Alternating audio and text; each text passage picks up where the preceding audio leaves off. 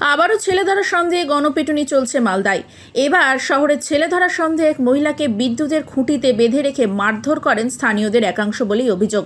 শনিবার দুপুরে 12টা নাগাদ ঘটনাটি ঘটেছে শহরের 12 নম্বর ওয়ার্ডের পুরাচুলি জামতলিতে। ইংরেজবাজার থানার পুলিশ গিয়ে মহিলাকে উদ্ধার করে। সন্দেহজনক এক মহিলাকে এলাকায় দেখতে পেয়ে আটক করেন বাসিন্দাদের একাংশ। অভিযোগ, তাকে বেঁধে মারধর করা হয়েছে। মহিলার নাম পরিচয় জানার চেষ্টা চলছে দাবি পুলিশের, যদিও গোটা ঘটনার তদন্ত শুরু করেছে ইংরেজবাজার থানার পুলিশ। হঠাৎ আমাদের এই 12 নম্বর ওয়ার্ডে এখানে এই শিব মন্দিরের পাশে একটা বাড়িতে আচমকা দুখানা মহিলা বাড়ির ভিতর ঢুকে পড়ে এবং বাচ্চা নেওয়ার জন্য হঠাৎ করে ঝাঁপিয়ে পড়ে।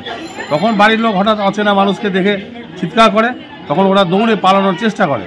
তখন আমরা এলাকাবাসী সবাই মিলে আমরা মহিলাটাকে আমরা ধরে আমরা তাকে আটকে রাখি এবং জিজ্ঞাসাবাদের পরে সে তার কোনো রকম সঠিক অ্যাড্রেস বা কোনো কিছু বলছে না এবং গোটা ভাষাটা হিন্দিতে বলছে এবং তার আসল কোথায় বাড়ি বা কোনো কিছু স্বীকার করছে না। তার মধ্যে দুজনের মধ্যে একজনকে ধরা যায়নি, সে অনেক জোরে দৌড়ে পালিয়ে গেছে, আর একজনকে ধরে আমরা আটকে রেখেছিলাম, কিন্তু তার কোনো ভাষা জ্ঞান বা তার বাড়ির ঠিকানা কোনো কিছু সে বলছে না। আমরা বাধ্য হয়ে এলাকাবাসী আমরা থানাতে ফোন করে পুলিশের হাতে আমরা তাকে হ্যান্ডওভার করলাম এবং পুলিশকে বললাম যে জিজ্ঞাসাবাদ করে জানুন যে কি তথ্য আছে। লোক সবাই খুবই আতঙ্কিত। কি মনে করছে? এটা একদম ছেলে ধরা, এ বিষয়ে কোনো সন্দেহ নেই। কেন এই সময় হঠাৎ করে 10:30-10টার সময় কারোর বাড়িতে ঢুকে যাওয়া দুজন মহিলা, তাকে চিনে না জানে না, এবং এর আগেও এই ধরনের ঘটনা কিন্তু ঘটছে।